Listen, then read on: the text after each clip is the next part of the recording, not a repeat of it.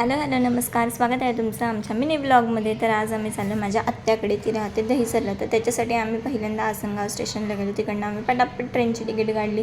ट्रेनमध्ये बसून आम्ही आलो घाटकोंबरला, कारण आम्ही पहिल्यांदा जाणार आहोत मेट्रोने. म्हणजे मम्मी आणि बाबा आधी मेट्रोने गेलेत, पण मी ईशा आणि शिवा आम्ही तिघंजणं फर्स्ट टाईम जाणार होतो.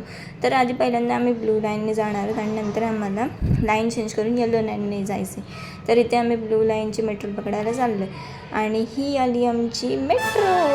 आम्ही खूप तिघंजणं एक्सायटेड होतो आणि बसल्यावरती खूप छान वाटलं.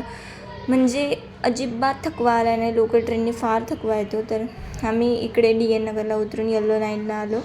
तर आम्ही इथे ट्रेनमध्ये बसलो आणि इकडनं आम्ही जाणार आहोत कांदरपाड्याला. तर येलो लाईन खूप छान होती. म्हणजे मला तर ब्लू लाईनपेक्षा येलो लाईन खूप आवडली.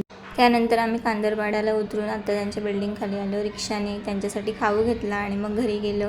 तरी माझ्या दादाची मुलगी आहे, खूप क्यूट आहे, खूप मस्तीखोर आहे. आणि त्याच्यानंतर आम्ही संध्याकाळी मी, वहिनी, मम्मी, बाबा, शिवा आम्ही सगळेजण स्टेशनच्या मार्केटच्या तिथे फिरायला गेलेलो. आम्ही तिथे फार शॉपिंग वगैरे केलं. मग घरी येऊन रायशाच्या खेळणी बघितली.